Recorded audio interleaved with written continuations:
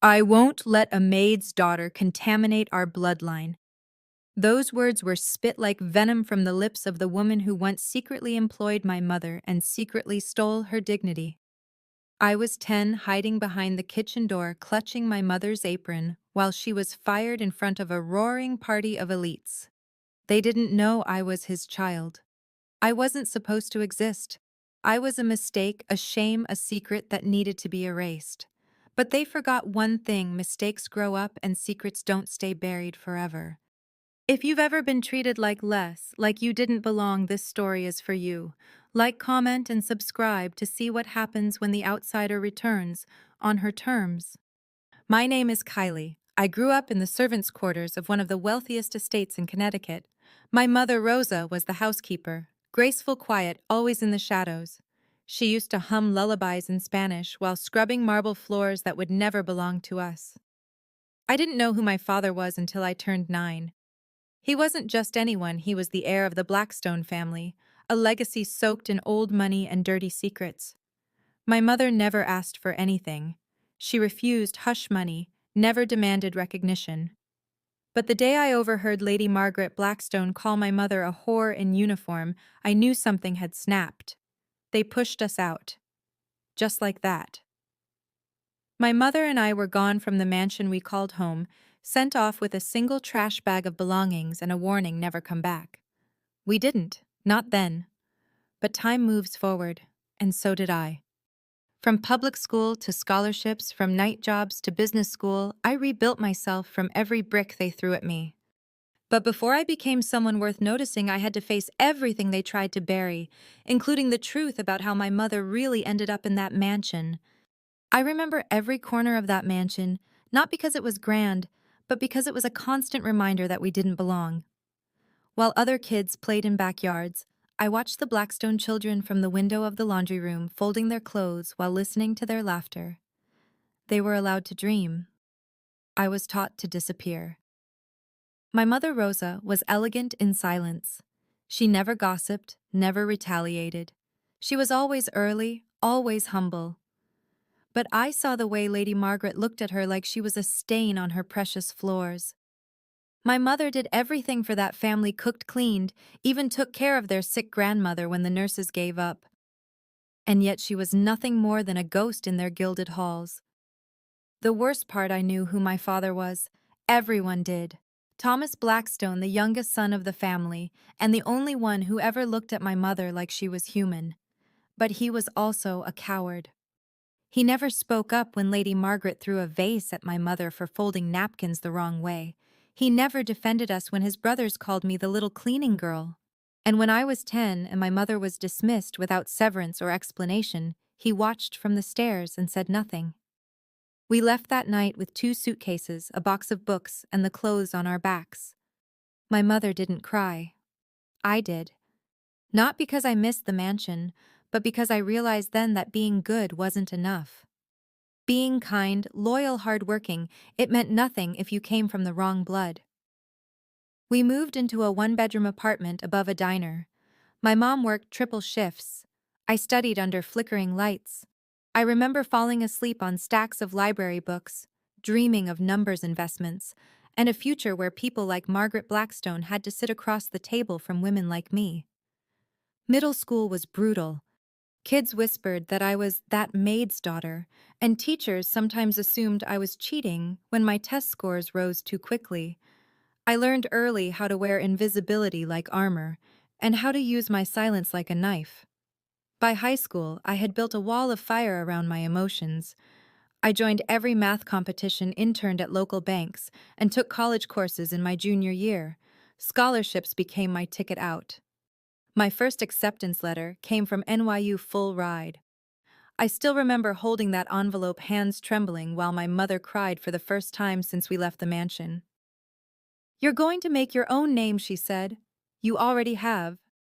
But even as I left for New York, something festered. It wasn't revenge, not yet. It was this gnawing hunger for worth. I didn't just want success, I wanted undeniable value. The kind that forced even the cruelest people to remember my name with respect or regret. I worked like a machine. Days at school, nights at investment firms. I watched men in suits play with millions, and I studied them like a predator learning how to hunt. By 25, I had made my first million on a real estate flip in the Bronx. By 27, I was managing multi-million-dollar portfolios. And by 29, I was invited to speak on panels that once wouldn't have let me into the audience. But the real shift happened when I saw a listing for a familiar estate, dilapidated, overpriced, and deeply in debt. The Blackstone Mansion, my childhood prison, their symbol of power, now quietly rotting on a real estate auction site. I didn't smile. I didn't cry. I placed my bid with a numbness so deep it almost frightened me. But beneath that calm was something colder, a storm I had waited my whole life to unleash. I didn't just want the house, I wanted them to see who it belonged to now. But owning the mansion was just the beginning. What I planned next would force the Blackstones to face everything they had buried. Item by item, room by room. The winning bid wasn't even contested, 3.4 million paid in cash. No one else wanted the Blackstone estate. It was old, falling apart, and rumored to carry more debt than value. But to me, it wasn't just a property. It was a symbol, a monument to arrogance, cruelty, and denial. And now it was mine. 3 weeks later, I stood in the grand foyer, the same place where Lady Margaret once spat at my mother's feet. The same hall where I used to mop floors and pretend I didn't hear the laughter coming from behind gilded doors. The chandeliers were still there, dimmer now, the marble cracked in places, and yet standing there in heels and a custom blazer, I felt like I had stepped into a memory that no longer owned me. But I didn't buy the house just to gloat. No, I had plans. I reached out to auction houses, interior historians, collectors. I began cataloging every item of value in that estate, every portrait, every antique, every heirloom. I wasn't going to just flip the house. I was going to sell it piece by piece in a private invitation-only auction, with one very specific guest list. I sent invitations to every member of the Blackstone family, including Thomas, the man who never once called after we were thrown out, the man who fathered me then disappeared into silence. He had married a socialite, had 2 children, and now ran a crumbling investment fund. A whisper told me he'd mortgaged everything, including his mother's mansion, trying to stay afloat. Now I was the one holding the deed. The morning of the auction, the air was sharp with spring chill. I wore black silk and structure power in every seam. The estate's great hall had been transformed into a gallery, with each item labeled by provenance: dining set, circa 1873, gifted to Lady Blackstone by the French ambassador. Portrait of Lady Margaret Blackstone, oil on canvas, handmade crib from the nursery. When the Blackstones arrived, their confusion was delicious. "Who's hosting this?" one of them whispered. I stepped onto the staircase where so many cruel words had once been flung down at me. "I am." Silence. Margaret was in a wheelchair now. Thomas stood stiff beside her. His wife, pale and bewildered, scanned the room like it was a nightmare come to life. I watched the recognition crawl across their faces, first shock, then discomfort, and finally disbelief. "You—" Margaret's voice was brittle. "This is a joke." "No, Margaret," I said with the calm of a banker about to foreclose. "This is business." They didn't speak much after that. I think the reality settled like dust. The maid's daughter wasn't just back, she was the one writing the checks. The auction began. An 18th century writing desk went for $50,000. The wine collection, once the pride of their cellar, sold to a competitor of Thomas's for $140,000. Every item sold was like a stitch unraveling the fabric of their legacy. And then came the twist. I unveiled one final piece, a sealed letter found hidden behind a panel in the master bedroom. It was from Lady Margaret's late husband, and it wasn't just sentimental. It contained a revised will, In it, he acknowledged an illegitimate child provided documentation of a trust meant to support Rosa and me, and even expressed regret for how the family handled our daughter. His signature was clear, notarized. Gasps echoed across the room. Margaret turned pale. Thomas looked like the ground beneath him cracked. Legally, it didn't change much. The trust had long expired. But emotionally, it was a nuke dropped at just the right moment. "You knew," I said to Thomas, staring straight into the face that once looked away. "You knew, and you let her suffer." He opened his mouth, closed it again. The shame on his face wasn't enough, but it was something. By the end of the auction, the Blackstones had bought back a few items barely. Most were swept away by art dealers and collectors who'd once never been invited into Blackstone's world. Now they owned it. As the final gavel fell, I stood outside on the grand balcony, the same spot I once dusted with a rag too large for my 10-year-old hands. The irony wasn't lost on me. A reporter tried to ask questions. A distant cousin of the Blackstones wept over a missing vase. And Thomas, he walked up to me alone. No press, no theatrics. "I don't expect forgiveness," he said softly. "Good," I replied, "because you didn't earn it." He nodded once and left. That night I sat alone in the now empty mansion. Silent, dim, stripped of its illusions. I had won, but something felt off. I had pictured this moment so many times, how sweet it would feel to destroy them on their own stage. And yes, it was satisfying, but not in the way I expected. There was no joy, only closure. A strange, echoing stillness. I wasn't angry anymore.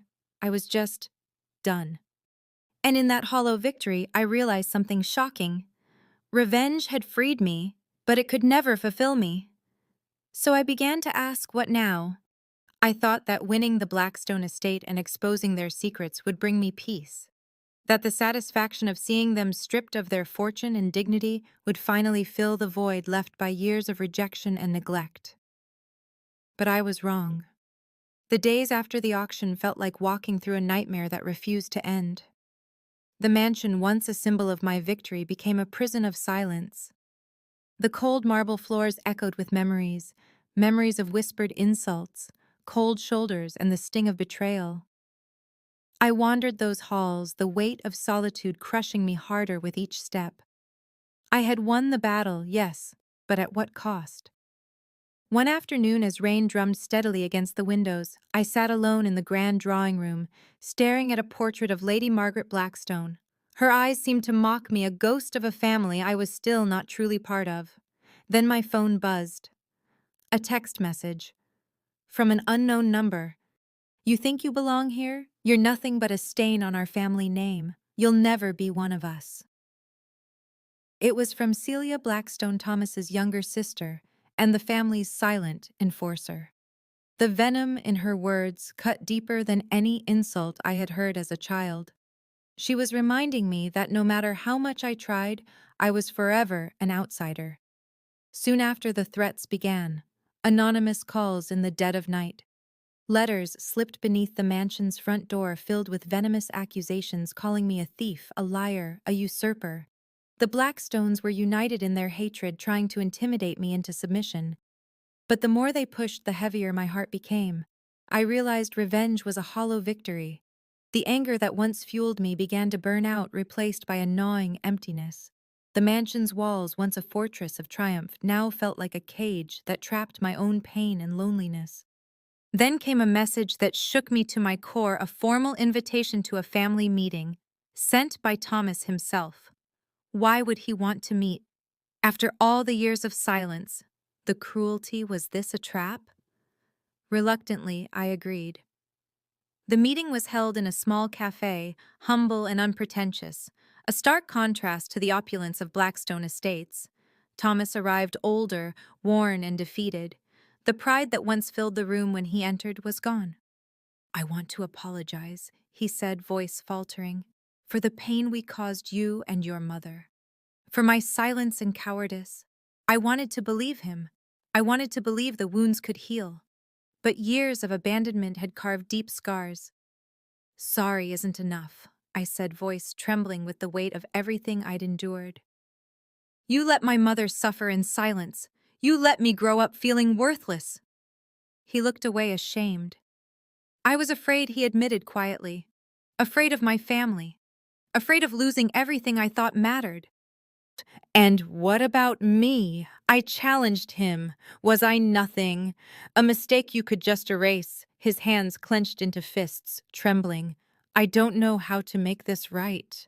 That conversation became the emotional battlefield I had been avoiding. Harsh truths laid bare the fragility of pride and regret colliding.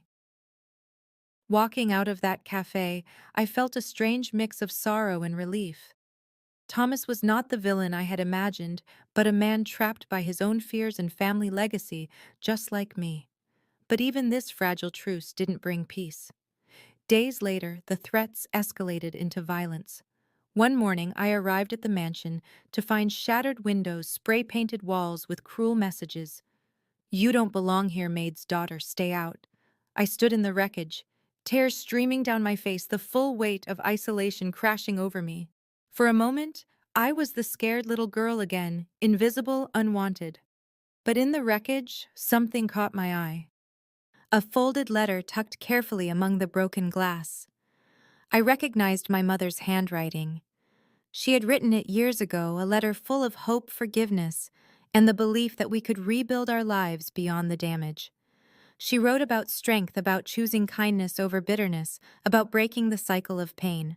I clutched the letter to my chest and made a vow I would not be defined by hatred or revenge anymore. I would choose a different path. The next days were a whirlwind of emotions. I reached out to survivors of broken families, women who had been overlooked and underestimated like my mother and me. I volunteered at shelters, helped organize fundraisers, and listened to stories of pain and resilience. Slowly, the mansion transformed not just in bricks and mortar, but in spirit. I started planning something new. A center for single mothers named after my mother, a place of refuge, strength, and hope. The idea was simple: to create a space where women like Rosa, like me, could find support and rebuild their lives without shame or fear. But even as I built this dream, the Blackstone family remained an obstacle. Celia's threats didn't stop, and Thomas's efforts to reconcile seemed half-hearted. The emotional pressure was suffocating. One night, overwhelmed, I confronted Celia during a public charity event. "Why do you hate me so much?" I asked, voice steady but eyes burning. She sneered. "Because you remind us of everything we want to forget. The family's dirty secret. You don't belong." Her words stung, but instead of breaking me, they steeled my resolve. I realized that acceptance from them was never going to come. I had to build my own family, one of kindness, courage, and justice. At the peak of my despair and determination, I stood on the edge of two worlds, one built on pain and revenge, the other on healing and hope. And I knew I had to choose. With my heart heavy but resolute, I decided to step into the light, to turn my pain into purpose and my victory into something bigger than revenge. The night after my confrontation with Celia, I couldn't sleep. The mansion was too quiet, too empty. The walls no longer whispered past resentments. Instead, they reflected my own turmoil. I sat in the grand living room, clutching my mother's letter like a lifeline, trying to make sense of the chaos inside me.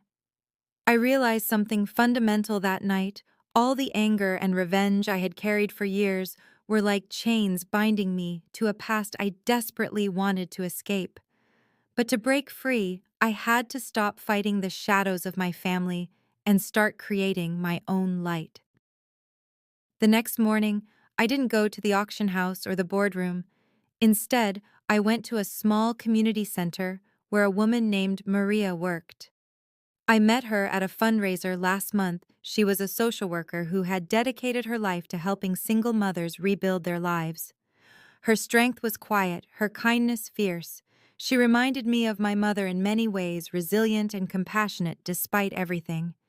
Maria welcomed me with a warm smile. "You look like you have a heavy heart," she said gently. "I do," I admitted. "I thought winning was everything. But now I feel like I've lost even more." She nodded knowingly. Sometimes the hardest victories come with the deepest losses, but it's also the moment we grow the most. We sat and talked for hours. Maria shared stories of women who had faced abandonment, betrayal, and judgment, yet chose hope over hate. I listened, absorbing their courage like a balm for my wounded soul. She said something that stayed with me. The past will always be a part of you, Kylie, but it doesn't have to define you. You have the power to write a new story, not just for yourself, but for others who are walking a similar path. Her words struck a chord deep within me. I realized that my fight wasn't just against the Blackstones anymore. It was a fight for every woman who had been silenced, sidelined, or shamed. For the first time in years, I felt something new, purpose. I spent the following days reflecting on what I truly wanted. I thought about my mother, Rosa, who had endured so much without losing her dignity or compassion. She had raised me with quiet strength, hoping I'd find a better life. I decided I wanted to honor her legacy, not by tearing down the Blackstones, but by building something meaningful that could help others. The mansion, the fortune, the revenge, they were just the beginning. I wanted to create a sanctuary for women like my mother, single mothers, survivors of hardship, women trying to reclaim their dignity and power.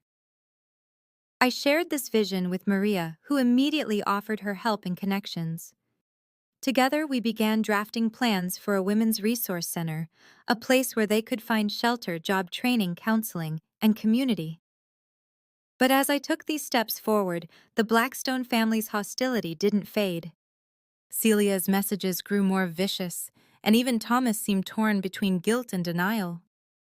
One afternoon, my old friend and mentor Julia visited me. Julia had been with me through the worst of my youth, offering advice, a listening ear, and sometimes a much-needed dose of reality. She found me sitting at my desk, overwhelmed with the growing responsibilities. "Kylie," she said firmly, "you're doing something incredible, but you need to guard your heart. Revenge is a fire that burns everything in its path, including you." Her words cut through my exhaustion. "I'm scared," I confessed, "that I'll lose myself in this fight, or worse, become what I despise." Julia smiled gently. "That's why you have to choose every day who you want to be. You can't control what others do, but you can control how you respond." She reminded me that forgiveness wasn't about forgetting or excusing the past, but about freeing myself from its grip. That conversation was a turning point. I realized my strength didn't come from defeating the Blackstones, but from rising above the pain and choosing compassion over bitterness. The next day, I publicly announced the creation of the Rosa Foundation, a center dedicated to empowering single mothers and women overcoming adversity. The announcement was met with mixed reactions. Some in the community praised it as a beacon of hope, while others whispered about my Blackstone revenge agenda. But I stood firm. When the Blackstone family threatened to sabotage the foundation's funding, I fought back with legal support and public awareness campaigns.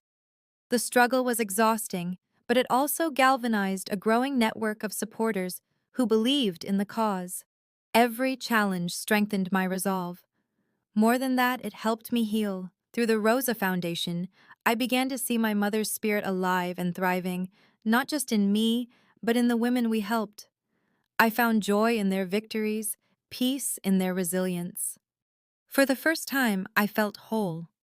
One evening, as I walked through the foundation's newly opened doors, I paused and looked back at the mansion on the hill, once a symbol of pain, now a silent witness to my transformation. I smiled softly. I had chosen to rewrite my story, not with vengeance, but with hope. With a heart renewed and purpose clear, I stepped forward to live the life I had fought so hard to claim, one of kindness, courage, and true victory. The day I officially opened the Rosa Foundation was the day everything changed for me and for the Blackstones. I stood before a crowd of women supporters and journalists, ready to show the world that the daughter of a forgotten help wasn't just surviving, she was leading. But the Blackstone family, they were already crumbling behind closed doors. Celia had lost influence in the business after several key investors withdrew their support, spooked by the public's growing sympathy for my cause. Her smug confidence evaporated as lawsuits and negative press followed. The very empire that once dismissed me was now gasping for air. Meanwhile, Thomas, who had tried to stay neutral, found himself isolated. Board members questioned his loyalty, and old allies distanced themselves. The family's fortune was leaking piece by piece. On social media, the narrative had flipped. I was no longer the help's daughter, but a symbol of resilience and justice. Messages flooded in from single mothers thanking me, from women sharing their own stories, from strangers inspired to donate or volunteer. The Blackstones' attempts to undermine the foundation backfired spectacularly. Their threats became evidence of their cruelty and desperation, making the public even more determined to support what I was building. I watched as the mansion that once belonged to my mother's oppressors was quietly put up for sale. I smiled, knowing it was the last remnant of their reign over my life. But my victory wasn't about revenge or ruin, it was about transformation. The Rosa Foundation became a beacon, a real place where lives could change. And as for the family that tried to erase me, karma had its way. They lost everything: influence, money, reputation. I gained something far more valuable: a future built on kindness, strength, and purpose. With justice served and a new chapter begun, it was time to reflect on what truly mattered and share the message that had saved me. In the quiet moments after the storm, I finally found peace. The anger that once fueled me had softened into a steady strength, a strength born from knowing my worth and standing firm in my truth. I was no longer defined by my family's rejection or their cruelty.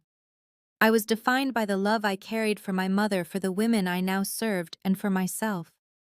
The Rosa Foundation wasn't just a charity, it was a testament to the power of self-respect and resilience. It reminded me and everyone who walked through its doors that no one's past should dictate their future. We all deserve dignity, kindness, and the freedom to create the life we want. Setting boundaries, protecting your heart, and embracing your value are not acts of weakness, but of courage. If you've ever felt overlooked or underestimated, remember Kylie's story that your past doesn't trap you, it can fuel your rise. Thank you for listening. If this story moved you, please like, share, and subscribe. And if you feel brave, share your own journey in the comments. We're stronger together.